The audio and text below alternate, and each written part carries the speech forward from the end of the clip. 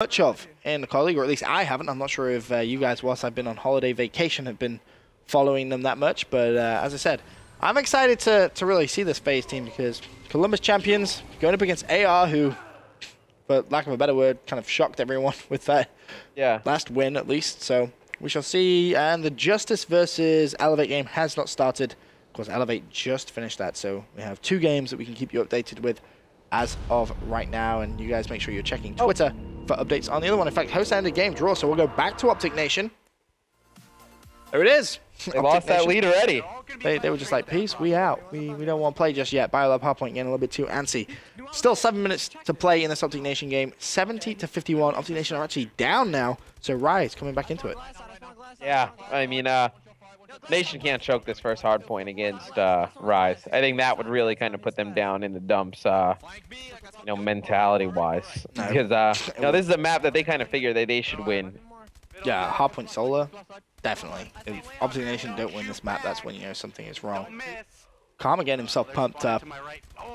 Is he gonna find the other kill? Don't. Dude, they gotta figure something out in the next, you know, 2-3 days that even if it's not gonna work full time, so to speak, as you know their strategies and whatnot, just you know, some kind of makeshift for Orlando. How tough to do is that though? I mean, you know better than most people will, you know, coaching one of the best teams in the game, period. You can put it together. Yeah? Really? Just like a makeshift kind of, we'll just do this, pray it works kind of thing, or? I mean, we used to come up with stuff kind of on the fly that was just like, hey, like, just do it. Like, see if it works. Like, at events, like. But on this game, what kind of strategy like that could you see? No, I think you just need to. On this game, I think it would be more for hardpoint. You're like, okay, for instance, there's some kind of debate on, you know, how to rotate, whether you should flood one side or pinch. A lot of people, you know, really they don't agree. You're supposed to just flood one side, because if you pinch and the hill's not up, you don't get any kills. You spawn yourself out, and you split spawn yourself out, which is like the worst possible case you can play for. The way you do it is when to get hills on rotation, you flood one side together. To break hills, you pinch. When you pinch and break a hill, that is when you can spawn the other team out.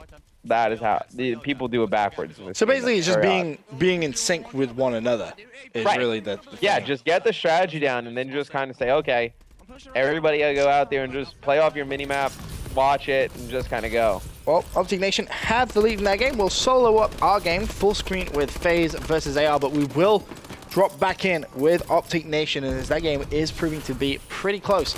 But for now, we have AR on your screens. Burns off currently on the hard point. Team that just managed to swiftly dispatch of Team Elevate. Can they do the same against Faze?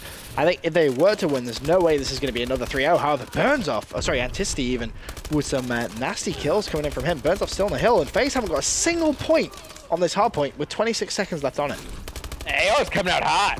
Damn, these guys are fired up. These are pumped. Yeah, I mean, I haven't seen too much of Anticity play, but, you know, starting off 5-2, I mean, looking very good here against Faze in the early going. I know you also have to kind of think, I'd love to see stats, you know, post-patch and pre-patch of, you know, players' KDs and just their team win percentage. I think it's changed a lot. Yeah, I can imagine. So the ASM 145 on Miyagi with a nasty kill there on Sensor, going to get control of this hill, and Faze need to just come out a little bit hotter right now. They're definitely looking a little bit sluggish. Of course, they did just get 3-0'd by Rise as well, so you have to incorporate that as well, the mentality of both these two teams. You know, AR coming off a 3-0 win, Faze coming off a 3-0 loss. How is that going to affect both of them? Right now, definitely AR looking the better after that first hill, and halfway through the second one, Miyagi's going to drop back in. And Miyagi, another player, I think this could be one of, well, this could definitely be a good year for him. Obviously, Ghost was definitely a breakout year, but I feel he can definitely cement himself as one of the best players on the game.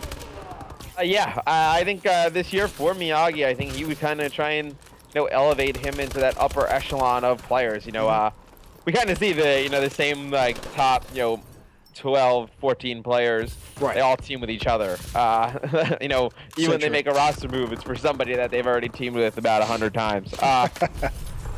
I think, you know, Miyagi can kind of take this year and, you know, make it something where kind of be like an attach, or even I know, Zuma was considered for, you know, some of those spots on, you know, Faze and Optic Gaming and, you know, stuff like that, that he can kind of put his name into that caliber of players. It's weird because Attach and Miyagi used to be that kind of duo, and then Attach just sort of went its separate ways and really stood out, of course. I mean, the guy had like he almost had like a 2 KD in the league. I mean, somebody's got to pick him up. Nice plays coming in from him. Faze finally waking up in this one. 54 to 47. Then managing to come back in. They're actually about to go back into the lead. I feel, in fact, 8 balls. Apathy still on the hill. Nicely played. Of course, Apathy playing from the Faze house today. He's been in New York City having a good time. Just exploring. Haven't had a chance to hook up with him yet, though. I'm disappointed. I was like, hey, let's grab dinner. He was like, yeah, sure, but then he was busy being a tourist. I've gone by a few times. I've hung out at the Faze house a little bit. Oh, awesome guys. Something I want to ask you, Ben. We spoke about it a little bit yesterday. Off there. Me and you driving around, whatever. If you could make a team of any 4 players right now, and they had to win one series, like let's say I don't know, something very important to you depended on it, which 4 players would you take? I bring back EG. Right now, I bring back EG. If they were together, I would still say they're the best team. I would 100% say they'd be the best team in the game right now if they were still together. They had so much talent. Of course, the big issue would be, you know, them getting over personal issues and arguments, etc.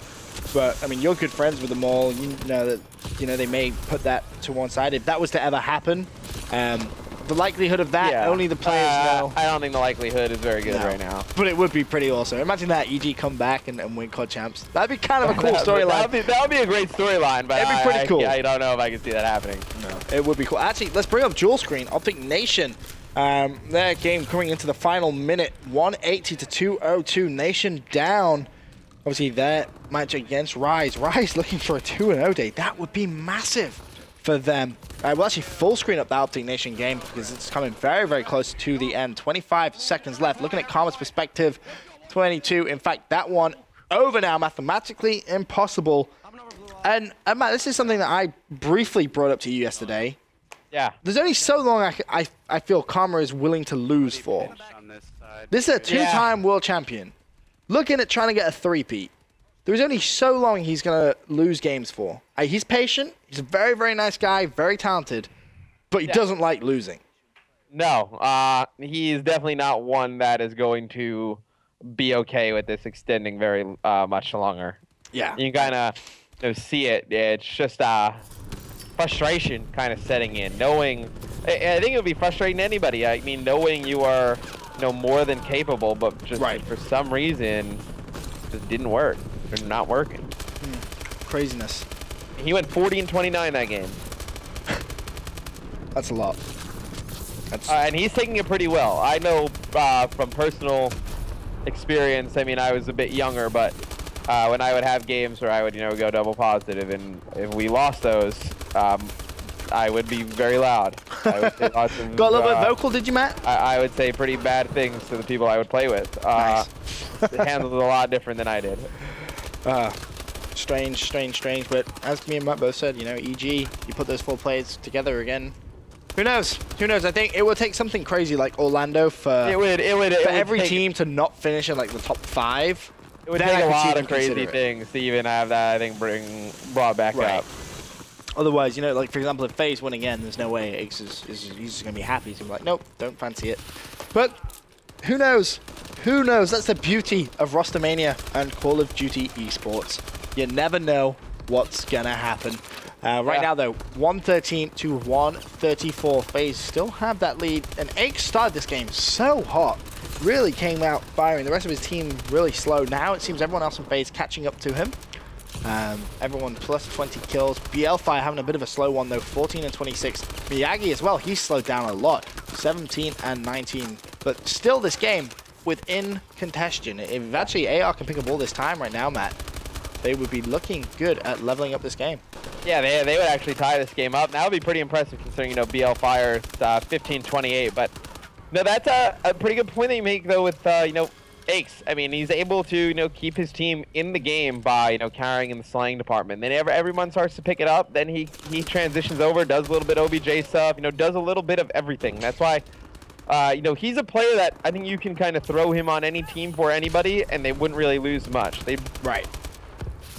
It's weird. He can kind of take anybody's role, right? Remember we saw like Embo's filling in for Apathy, and it just kind of throws everything off. Yes. I feel like you can almost plug in Aches for any player, and that team would still be as good, even if it's an OBJ player or whatnot. If not better. Yeah. He's that talented. As the game was actually tied up, but Faze had a good rotation onto this hill, picking up a lot of time. Apathy going to pick up one. Hill's going to be contested. Finds the second. Not going to clean him up. BL5 desperately trying to win that gunfight. Had to reload. Burns off there, though, to trade. Burns, 29-29. Let me tell you, he's a player who, at the end of Ghosts, I feel a lot of people really kind of were just like, it's Burns off. He had a couple of good events in Ghosts where people were like, oh, okay, maybe he can hang. Maybe it's just internet, especially from online results. But right now, every time I watch Burns play, he puts up big numbers. He's really transitioned well into Call of Duty Advanced Warfare. He was known as just that objective player who's just going to sit on the domination points, and he was always going to carry the bomb. But in Advanced Warfare, he can definitely hang.